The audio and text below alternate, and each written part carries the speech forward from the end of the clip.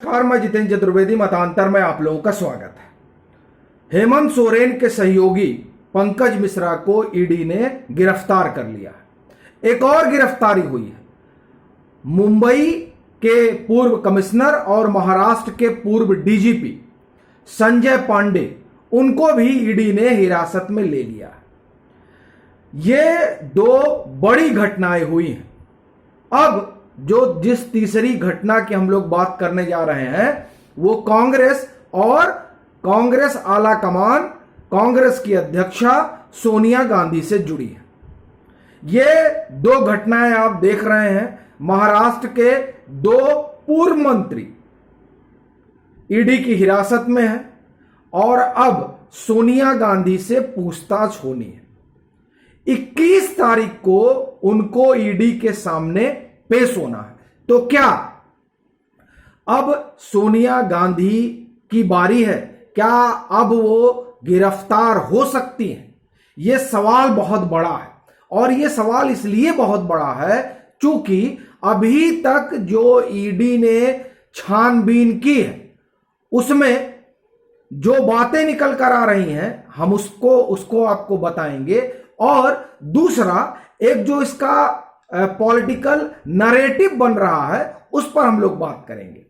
पहले हम लोग ये देख लेते हैं कि असल में ईडी क्यों कहा जा रहा है कि ईडी अब संभवतः गिरफ्तार करेगी। ईडी को कुछ सवालों के जवाब चाहिए और अगर उन सवालों के जवाब नहीं मिलते हैं तो जो आरोप लगे हैं वो बहुत संगीन है और उन संगीन आरोपों की वजह से समस्या इनकी बढ़ जाएगी। और सुब्रमण्यम स्वामी तो कह ही रहे हैं कि दोनों लोगों को जेल जाना पड़ेगा, दोनों, सोनिया गांधी और राहुल गांधी। अभी तक राहुल गांधी से पूछताछ हुई और राहुल गांधी से जो पूछताछ हुई है उसमें ईडी को संतोषजनक जवाब नहीं मिला, ऐसी खबरें रही। और जो सवाल का जवाब वो ईडी ढूंढ रही है उसमें सबसे बड़ा यही है कि ये 90 करोड़ रुपए गए कैसे। वो कह रहे हैं कि हम इसी बात की जानकारी जुटा रहे हैं। हम पूर्व में कई नेताओं से बात किए जिनको आपने सुना होगा। मल्लिकार्जुन खड़गे को बुलाया गया, पवन बंसल को बुलाया गया, इन लोगों से पूछा गया, लेकिन ये जानकारी अभी नहीं मिल पाई है कि कांग्रेस ने 90 करोड़ रुपए जो दावा किया जा रहा है कि उन्होंने नेशनल हेराल्ड को दिया था वो कैसे दिया था, कौन से बैंक से दिया था, कैसे, कौन सा चेक था, क्या था, वो जानकारी नहीं मिल रही और वही जानकारी वो जुटा रही है। उसी जानकारी के लिए राहुल गांधी को बुलाया गया था, लेकिन राहुल गांधी तो ये कहकर चले गए कि हाँ, जो जानकारी है वो मोतीलाल वोरा के पास है। मोतीलाल वोरा अब है नहीं तो, और आपने देखा होगा किस तरीके से मोतीलाल वोरा के पुत्र ने रिएक्ट किया था। यंग इंडिया पर जब सवाल पूछा गया तो उन्होंने कहा कि ये तो जो है, उन्होंने धारा बताई और कहा इसके अनुसार तो वो आती नहीं इस दायरे में, कि वो तो सोशल वर्क करती है। तो उन्होंने कहा कि ईडी ने कहा कुछ सोशल वर्क बता दीजिए, तो वो सोशल वर्क भी नहीं बता पाए। और जो ये यंग इंडिया है जिसको कहा जा रहा है कि ये नॉन प्रॉफिट वाली कंपनी है, उस पर इनकम टैक्स का जो ऑडिट हुआ है उस ऑडिट में करोड़ों के कर, टैक्स इवेजन, अब से कहें कर चोरी, उसके आरोप है। और मनी लॉन्ड्रिंग वाला यंग इंडिया में डोटेक्स नामक कंपनी से 1 करोड़ रुपए आए हैं। अब इन सब सवालों के जवाब चाहिए जो कम से कम राहुल गांधी और जिन लोगों से पूछताछ हुई वो लोग नहीं दे पाए। तो अब सोनिया गांधी ही एकमात्र बची हैं जिनके पास इन सवालों के जवाब होंगे। और ऐसा लगता है कि ये जो लंबा पीरियड लगा, एक तो वो बीमार थी, दूसरा एक तैयारी भी करनी है क्योंकि ईडी किस तरह के सवाल पूछेगी और उन सवालों का जवाब देकर कैसे निकलना। हो सकता है इसकी भी एक तैयारी चल रही हो, क्योंकि जब राहुल गांधी को बीच में ब्रेक लिया था उन्होंने, तो यह खूब चर्चा थी कि बाकायदे उन्होंने समझा अपने वकीलों से कि हमें किस तरीके से आगे बढ़ना है। तो जाहिर तौर पर यह कानूनी मसला भी है और असल में यह कानूनी मसला कानूनी तरीके से ही निपटा जा सकता है। तो अब जो जवाब है वो कांग्रेस अध्यक्ष को देना है। उन्हीं के अध्यक्ष रहते हुए ये तथाकथित लोन, इसलिए कह रहा हूं तथाकथित, चूंकि इनकम टैक्स यही मानता है। तो ये जो लोन है ये उनके अध्यक्ष रहते हुए दिया गया था। तो अब वो बताएंगी कि दरअसल ये लोन दिया भी गया था या सिर्फ ये कहानी है। अगर ये कहानी है तो हमने शुरू में 2 लोगों को बताया, 4 लोग जो गिरफ्तार हो चुके हैं, तो समस्या जो है बिकट हो जाएगी। बड़ा सवाल यह है जो हमने अभी कहा कि ये कानूनी लड़ाई है, लेकिन कांग्रेस इसे जमीन पर लड़ना चाहती है और असल में इसके जरिए वो एक मोमेंटम बनाना चाहती है कांग्रेस को लेकर, ताकि कांग्रेस की जो जमीन खिसक गई है उस जमीन को हासिल किया जाए। लेकिन क्या जो लड़ाई कानून की है उसको जमीन पर लड़कर कुछ हासिल किया जा सकता है?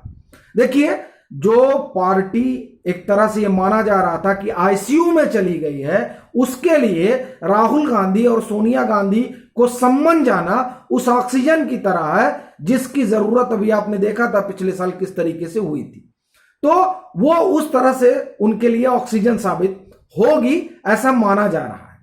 फिर अगला सवाल यह भी पैदा होगा कि आखिर में भाजपा ऐसा क्यों चाहेगी कि कांग्रेस जो है वो उसका रीइमर्जेंस हो?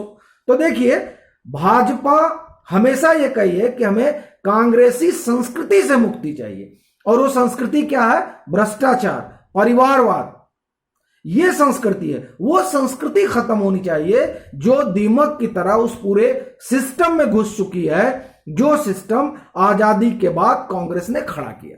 तो ये उसकी बात करते हैं, क्योंकि आप देखिए, अब मुझे लग रहा है 2018 की बात है, विज्ञान भवन में संघ का कार्यक्रम हुआ था 3 दिन, जिसमें संघ को जानने की कोशिश हो रही थी और उसमें खुद संघ प्रमुख थे।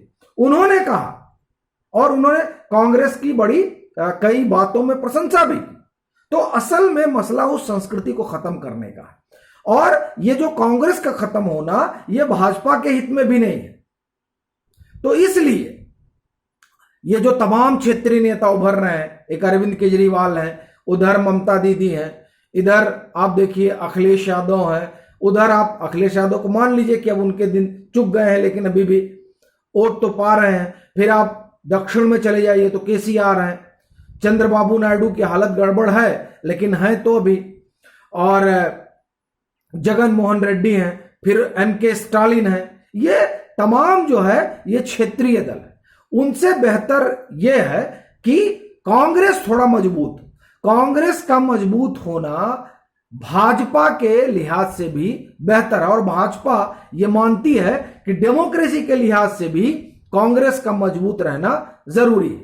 तो ये तो कुछ कर नहीं पा रहे हैं, ना कोई आंदोलन खड़ा कर पा रहे हैं, तो कम से कम इस बहाने ही सही, हालांकि इससे सियासी लाभ कितना होगा ये कहना बड़ा मुश्किल है, लेकिन इस पर अलग अलग राय है। और उसमें एक राय जो आम तरीके से चल रही है कि भाजपा ने कांग्रेस को जिंदा कर दिया, तो मैं उस राय से सहमत हूं, लेकिन इस तरह से जिंदा नहीं कर दिया कि कांग्रेस रिप्लेस कर पाएगी। हां, इतना जरूर मोमेंटम बना दिया कि कांग्रेस की चर्चा हो, और जब कांग्रेस की चर्चा होगी तो वो वोट जो कांग्रेस की बजाय और क्षेत्रीय दलों के पास जाता और जिससे भाजपा की समस्या बढ़ती, उससे बेहतर है कि वो सारा वोट कांग्रेस को मिले।